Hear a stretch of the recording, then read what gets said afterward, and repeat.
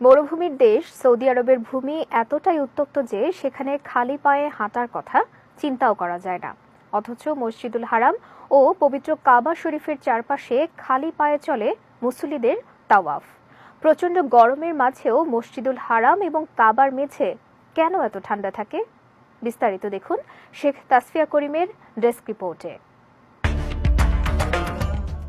ভৌগোলিকভাবেই উষ্ণ সৌদি আরবে গ্রীষ্মের সময় প্রচণ্ড গরম থাকে, কিন্তু গ্রীষ্মের এই প্রচণ্ড রোদেও কাবার মেঝে কিন্তু কখনোই গরম হয় না। তবে কোনো শীতাতপ নিয়ন্ত্রিত যন্ত্র নয়, মসজিদুল হারাম এবং পবিত্র কাবা শরীফের মেঝে সবসময় শীতল ও ঠান্ডা রাখার পেছনে রয়েছে জাদুকরী এক পাথরের রহস্য। সৌদি বাদশাহ ফাহাদের শাসনামলে হারামাইন অর্থাৎ মক্কা মদিনা সম্প্রসারণ প্রকল্পের পরিকল্পনা ও বাস্তবায়ন কর্মসূচি হাতে নেওয়া হয়। এই সুবিশাল কর্মযজ্ঞ তত্ত্বাবধান করার দায়িত্ব পান মিশরের প্রখ্যাত প্রকৌশলী ও স্থপতি ড মোহাম্মদ কামাল ইসমাইল। তিনি চেয়েছিলেন তাওয়াফকারীদের আরাম ও স্বাচ্ছন্দ্যের জন্য মসজিদুল হারামের মেঝে এমন মার্বেল পাথর দিয়ে ঢেকে দিতে যার বিশেষ তাপ শোষণ ক্ষমতা রয়েছে। অনেক অনুসন্ধানের পর এরকম মার্বেল পাথরের সন্ধান পাওয়া যায় গ্রিসের ছোট্ট একটি পাহাড়ে। আর কোথাও এ ধরনের মার্বেলের সন্ধান পাওয়া যায়নি।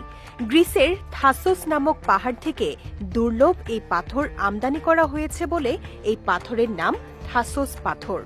এই পাথরের বৈশিষ্ট্য হল তা রাতের বেলা ছিদ্রের মাধ্যমে মুহূর্তেই আর্দ্রতা শোষণ করে এবং দিনের বেলা রাতের শোষিত আর্দ্রতা বের করে। তাছাড়া সূর্যের রশ্মিকে প্রতিফলিত করে দিনের বেলা মেঝের তাপমাত্রা কমাতে সহায়তা করে। ফলে তপ্ত রোদের মধ্যেও সবসময় মসজিদের মেঝে শীতল থাকে।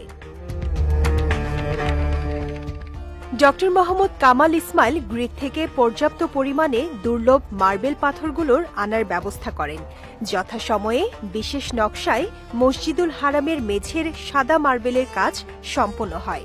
এর ঠিক 15 বছর পরে সৌদি সরকার নির্দেশ দেন একইভাবে সাদা মার্বেল দিয়ে মসজিদে নববীর চারদিকের চত্বরও বাঁধিয়ে দেয়ার।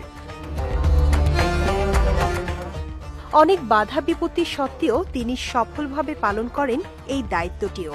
পবিত্রতম মসজিদ দুটির কাজের বিনিময়ে কোনো ধরনের পারিশ্রমিক দেননি ড মোহাম্মদ কামাল ইসমাইল। মৃত্যুর আগ পর্যন্ত তিনি মক্কা ও মদিনার সেবায় নিয়োজিত ছিলেন।